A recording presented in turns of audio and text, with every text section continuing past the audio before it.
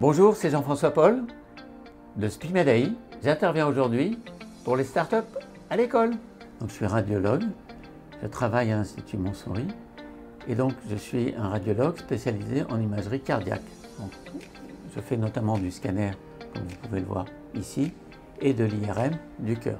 À l'occasion de mon activité à l'Institut Montsouris, j'ai pu développer une start-up qui s'appelle SPIMED AI, qui permet de développer un projet sur l'intelligence artificielle appliquée à cette imagerie cardiaque.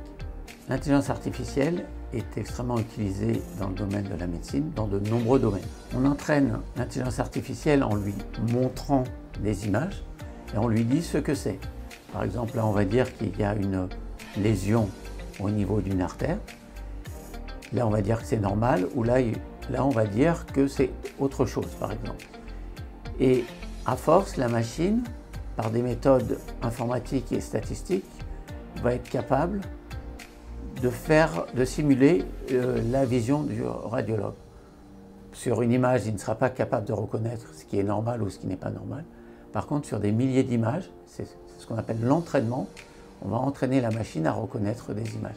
Il va être capable de distinguer, il va analyser pixel par pixel, il va faire des millions de combinaisons qui va lui permettre d'être quasiment aussi performant qu'un œil humain qui a pris des années pour apprendre. L'intelligence artificielle, c'est fait pour aider les médecins. En fait, il faut comprendre qu'un radiologue est submergé d'images à regarder et il peut faire des erreurs. L'image, c'est un problème d'attention. Est-ce que maintenant un radiologue peut voir plusieurs milliers d'images par jour? Il faut savoir que l'intelligence artificielle peut se tromper parfois. Et ce sera toujours le radiologue qui va valider ce que propose l'intelligence artificielle. Et c'est jamais l'inverse. Donc il n'y a pas de crainte à avoir que l'intelligence artificielle puisse remplacer le radiologue, mais va simplement l'aider. Ça dépend. Il y a plusieurs outils d'intelligence artificielle.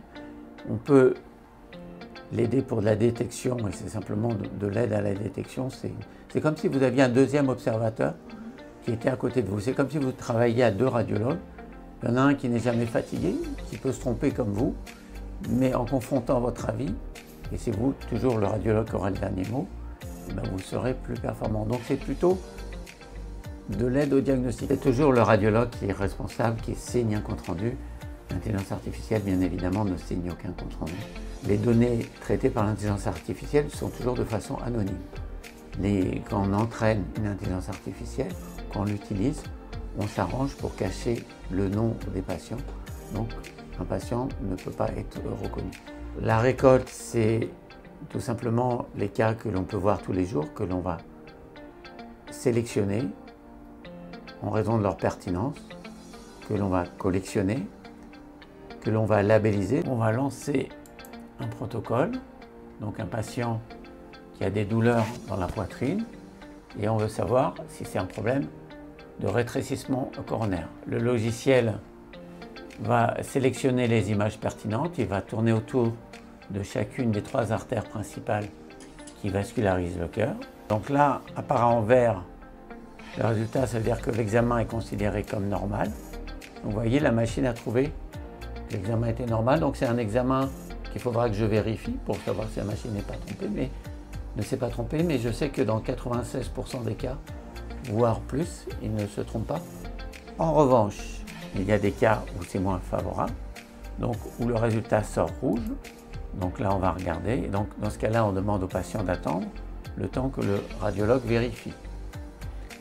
Et dans ce cas-là, vous voyez que l'artère apparaît irrégulière. Le résultat est franchement rouge, c'est qu'il y a une artère très rétrécie. Parfois, on sait qu'on a sauvé la vie de patients qui n'avaient pas toujours beaucoup de symptômes et qui risquaient de boucher une artère et de faire un arrêt cardiaque. L'IA va aider le radiologue à traiter de plus en plus d'informations, car maintenant on voit par exemple un scanner coronaire, ça peut aller jusqu'à 2000 images pour l'interpréter. Donc si vous faites 10 patients à 2000 images, ça veut dire qu'il faut que vous voyez 20 000 images. L'algorithme qu'on a créé au départ, on peut le modifier en lui rajoutant des cas, en corrigeant par exemple les cas où ils sont trompés, en disant là tu t'es trompé, c'est comme ça qu'il fallait classer l'image. Et si vous le faites un certain nombre de fois, il va apprendre de ses erreurs, donc il va être encore meilleur. C'est pour ça qu'on pense que dans quelques années, un logiciel comme ça aura vu tellement de cas qu'il pourra être même supérieur à un expert. Mais par contre, il y aura toujours une vérification humaine.